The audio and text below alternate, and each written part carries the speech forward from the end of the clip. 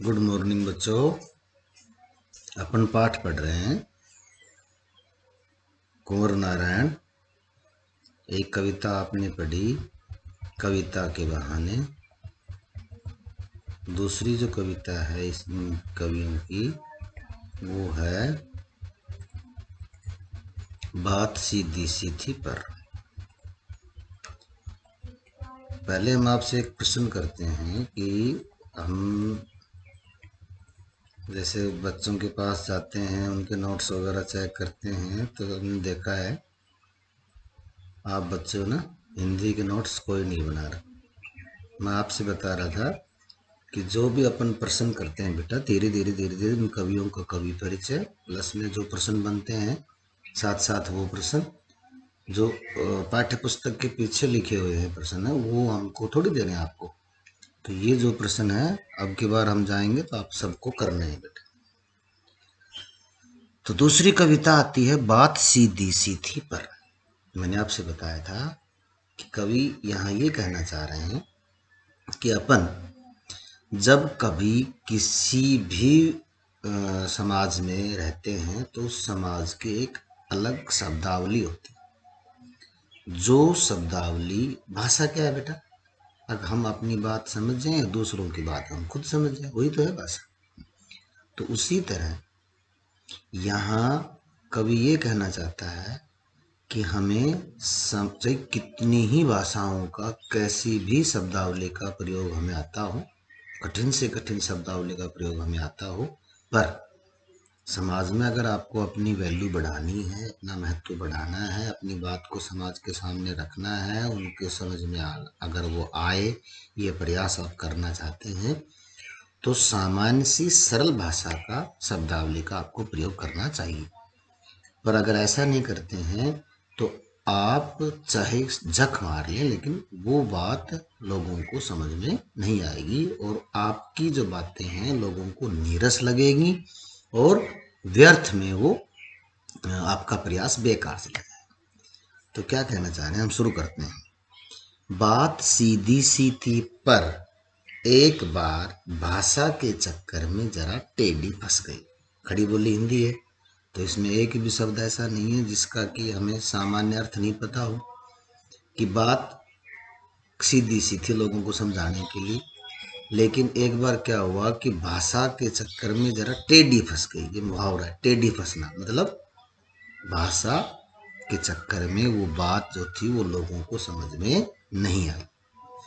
अब क्या किया उसने, उस विद्वान ने उसे पाने की कोशिश में, किसे, भाषा बात लोगों को समझ में आ जाए, तो पहले तो उसने क्या किया कि विद्वता के कारण कठिन शब्दावली का प्रयोग करके वो बात कही और वो बात लोगों को समझ में नहीं आई, लोगों को नीरस लगी।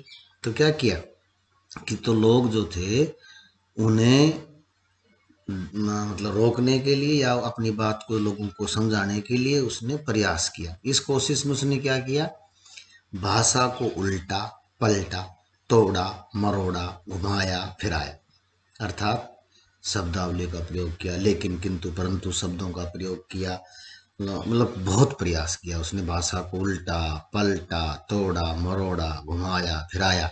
क्यों? कि बात या तो बन जाए या फिर इस भाषा से बाहर आए। लेकिन इस भाषा के साथ साथ बात भी और भी क्या हो गई, पेचीदा। पेचीदा का मतलब है कठिन, मुश्किल। अब क्या किया, अब क्या किया कि यहाँ उदाहरण दे रहा है कवि।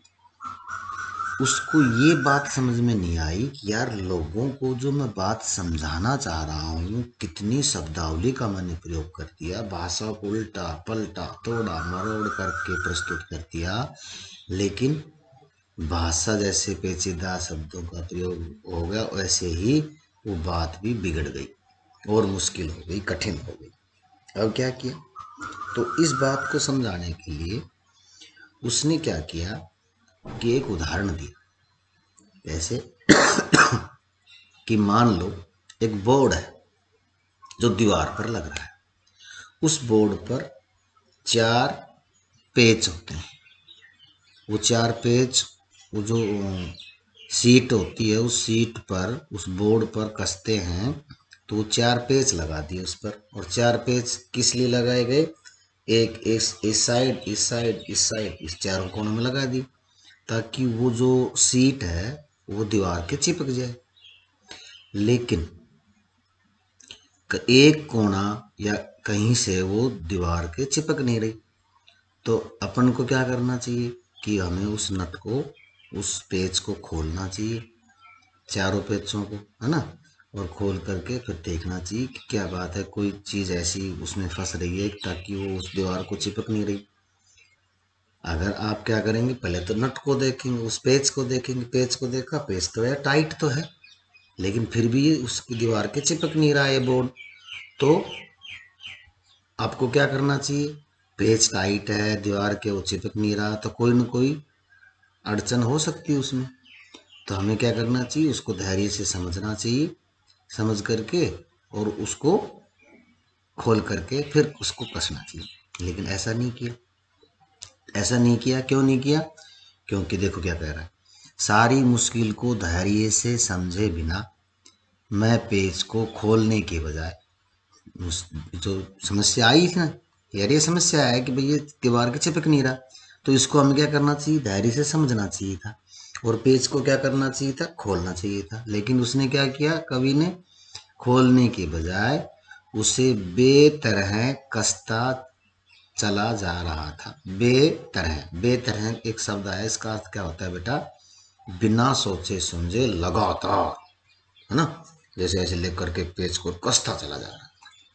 क्योंकि इस कर्तव्य पर मुझे, कर्तव्य मैंने आपके द्वारा किया हुआ काम, जो मैं काम कर रहा था, क्या काम कर रहा था कभी, पेच कसने वाला काम। इस पेच कसने वाले कर्तव्य पर मुझे जो तमाशगीन थे, उन तमाशगीनों की आवाज, शाबाशी और वाहवाही साफ सुनाई दे रही थी। क्योंकि जो तमाशगीन लोग थे वो क्या कर रहे थे, हाँ शाबाश, यू कैन डू इट, तुम ये कार्य कर सकते। और मैं इस शाबाशी और वाहवाही की चकाचौंध में, और जो मुश्किल आई थी कि दीवार के बोर्ड चिपक नहीं रहा, उस मुश्किल को धैर्य से समझने के बजाय, पेज को खोलने के बजाय, तमाशगीनों की वाहवाही और शाबाशी की नशे में कहें कि या अहंकार में कहें, मैं उस पेज को लगातार और बेतर बेतरह, अर्थात मतलब सामान्य तरह से नहीं, बल्कि मतलब जोर जोर लगाकर, और जोर लगाकर उसको कसता चला जा रहा। क्या हुआ, क्या होना चाहिए आपकी नज़र में, बताइए। अब ऐसे अगर आप पेज को जबरदस्ती, जोर जबरदस्ती कसते जाओगे तो क्या हो जाएगी बेटा, उसकी जो पेज की चूड़ी है वो क्या हो जाएगी, खत्म हो जाएगी, मर जाएगी। आप कभी देखे क्या कहा, आखिरकार वही हुआ जिसका मुझे डर था। आखिरी आखिरकार क्या हुआ, वही हुआ जिसका मुझे डर था। क्या डर था कवि को, कि जोर जबरदस्ती करने से उस पेच की चूड़ी मर गई। यहां देखिए, बात की चूड़ी मर गई, बात का तात्पर्य, बात जो पहले वो लोगों को समझाना चाह रहा था। यहां चूड़ी किसकी मरी बेटा, पेच की। और पेच को क्या बता दिया, बात, कि जिस तरह से अब बात की चूड़ी मरना यानी पेच की चूड़ी मरना। पेच और कील में क्या अंतर है, पेच में चूड़ियां होती हैं, कील में चूड़ियां नहीं होती। कील को एक जगह आपने अगर दीवार पर गाड़ दिया तो वो वहीं स्थिर रहेगी। पेच को अपन क्या कर सकते हैं बेटा, लगा दिया, कस दिया और खोल खोल करके फिर कस देते हैं। लेकिन उसमें अंतर है कि वो पेच कील से जो है वो महत्वपूर्ण होता है, क्योंकि उसको अपन खोल और बंद सकते हैं। लेकिन जब पेच में जो चूड़ियां होती हैं, वो जो उसकी खूबी या खासियत होती है, वो अगर खत्म हो जाए तो कील और पेच में कोई अंतर है नहीं। तो कहता है उसी तरह जिस तरह से एक पेच की चूड़ी मरने के बाद वह क्या होता है बेटा, वो उस छेद में क्या होता है, बेकार घूमने लगता है, उसमें किसी प्रकार की कसावट नहीं रहती। उसी तरह अब कवि यहाँ ये कहना चाह रहा है कि जिस तरह से एक बात को समझाने के लिए जब कवि ने कठिन शब्दावली का प्रयोग कर दिया तो लोगों के समझ में वो बात नहीं आई। फिर उसने बड़ा प्रयास किया, भाषा को तोड़ा मरोड़ा, उल्टा पलटा, घुमाया फिराया कि बात बन जाए, लेकिन ऐसा नहीं हुआ। भाषा के चक्कर में, पेचीदा भाषा के चक्कर में बात भी पेचीदा हो गई। उदाहरण दिया पेच का कि पेच की चूड़ी मरने से जिस तरह पेच जो है वो बेकार उस छेद में घूमने लग जाता है, उसी प्रकार पेचीदा शब्दावली का प्रयोग करने से बात भी भाषा के चक्कर में बेकार हो गई। किसकी तरह, पेच की तरह। हार कर क्या किया, हार कर मैंने उसे कील की तरह उसी जगह ठोक दिया, क्योंकि बिना पेच का जो ना, बिना चूड़ियों का जो पेच होता है वो किसकी तरह हो गया, कील की तरह। अखर अगर देखे क्या कहता है कवि, अब वो क्या कर उसका देखो आप, अब वो पेच है जिसमें चूड़ी नहीं है, लेकिन आपने उसे छेद में, जिस छेद में वो पहले लगा हुआ था चूड़ी थी तब, उसमें उसको लगा दिया, तो बाहर से कैसा दिखाई देगा वो, ऊपर से तो ठीक ठाक, पर अंदर से न तो उसमें कसाव था न उसमें क्या थी, ताकत थी। बात ने जो एक शरारती बच्चे की तरह मुझसे खेल रही थी, अब यहाँ मानवीकरण कर दिया, ये अलंकार है मानवीकरण, कि बात को, जो बात वो लोगों को समझाना चाह रहा था, तो कवि यहाँ ये कहता है कि वो बात एक शरारती बच्चों की तरह मेरे मन में बार बार आ रही है, और क्या कह रही है, मुझसे खिलवाड़ कर रही है। और क्या कह रही है, मुझे पसीना पोंछते देखकर मुझसे पूछा, क्या तुमने भाषा को सहूलियत से बरतना नहीं सीखा, अर्थात तूने भाषा का जो प्रयोग है, सहूलियत, सहूलियत क्या होता है, अपनी सुविधा के अनुसार किया हुआ कार्य। तो कहता है कि आप विद्वान हैं, आपके पास बहुत सारी शब्दावली है, आपके पास बहुत सारे भाषाओं का आपको ज्ञान है, लेकिन आप अगर अपनी बात को दूसरों को सामने प्रकट करना चाहते हैं, दूसरों को वो बात समझाना चाहते हैं, तो हमें सहूलियत के अनुसार कि भाई कैसे लोग हैं, कैसे लोगों को किस तरह से हमें ट्रीट करना है, ये बात हमें अच्छी तरह से समझ लेनी चाहिए, तब जा कर के आपको भाषा के को सहूलियत से प्रयोग करना आता है। तो यहाँ ये व्यंग है कि किस तरह से बात जो है एक शरारती बच्चों की तरह उस कवि का मजाक उड़ा रही है, उसके साथ खेल खेल रही है, और जब कवि थक गया लोगों को बात अपने समझाने के लिए, भाषा को तोड़ मोड़ करके प्रस्तुत करता करता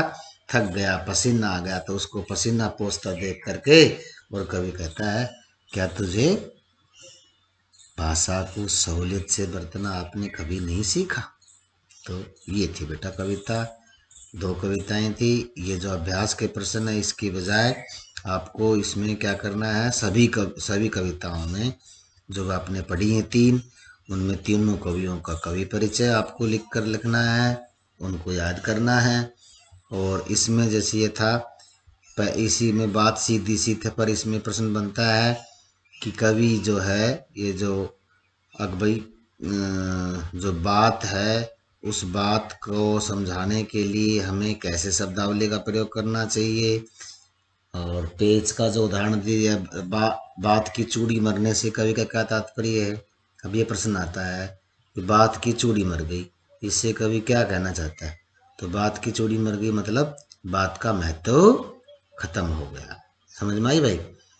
फिर जैसे ये अभ्यास के प्रश्न है, ये हम आपको जब ऑफलाइन क्लास लगेंगी तब आपको बताएंगे। ये भी मुहावरा दे रखे हैं ना, अब बात की चूड़ी मर जाना है ना, इसका अर्थ है बात कि पेज खोलना, बात का शरारती बच्चों की तरह खेलना, बच्चे को कील की तरह ठोक देना, बात का बन जाना, ये सारी जो बिंब मुहावरे हैं इनकी ये विशेषताएं हैं जो आपको दे रखी हैं। इनको आप पढ़ेंगे तो आपको अच्छा सा ज्ञान होगा।